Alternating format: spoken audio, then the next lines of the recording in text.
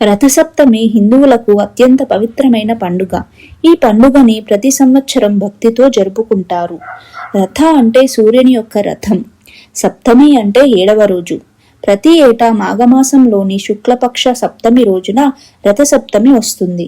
ఈ రోజున ఉత్తరాయణం తర్వాత సూర్యుడు తన 7 అశ్వాలతో కూడిన స్వర్ణరథంపై ఉత్తర దిశగా ప్రయాణిస్తాడు.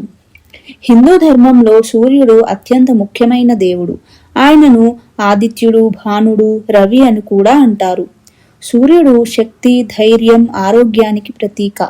అతడు కృత్తిక, ఉత్తర ఫాల్గుని, ఉత్తరాషాఢ నక్షత్రాలకు అధిపతి. అన్ని గ్రహాలు సూర్యుడి చుట్టూ తిరుగుతాయి. ఒకప్పుడు ఒక రాజు ఉండేవాడు.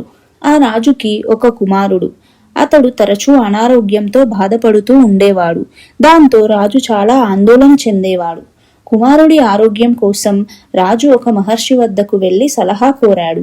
తన కుమారుడి ఆరోగ్యం ఎలా కాపాడుకోవాలో అడిగాడు.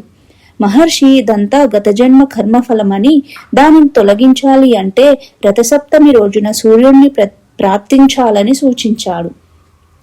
రాజకుమారుడు మహర్షి చెప్పినట్లు రథసప్తమి రోజు సూర్యుడిని భక్తి శక్తులతో పూజించాడు. సూర్యుని కృపతో రాజకుమారుడి గతజన్మ కర్మం తొలగి ఆరోగ్యం మెరుగుపడింది. ఆ రోజు సూర్యోదయానికి ముందే నిద్రలేచి స్నానం చేసి సూర్య భగవానుడిని పూజించాలి.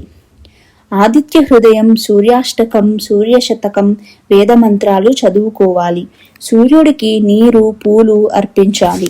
ఈ రోజున ఉపవాసం ఉండి సూర్యజపం చేస్తే పాపాలు తొలగుతాయని నమ్మకం.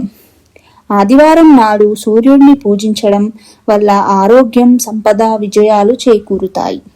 రథసప్తమి మనకి వెలుగు, ఆరోగ్యం, శక్తిని ఇచ్చే పండుగ. సూర్యుడిని పూజించి మన జీవితం వెలుగులతో నింపుకుందాం.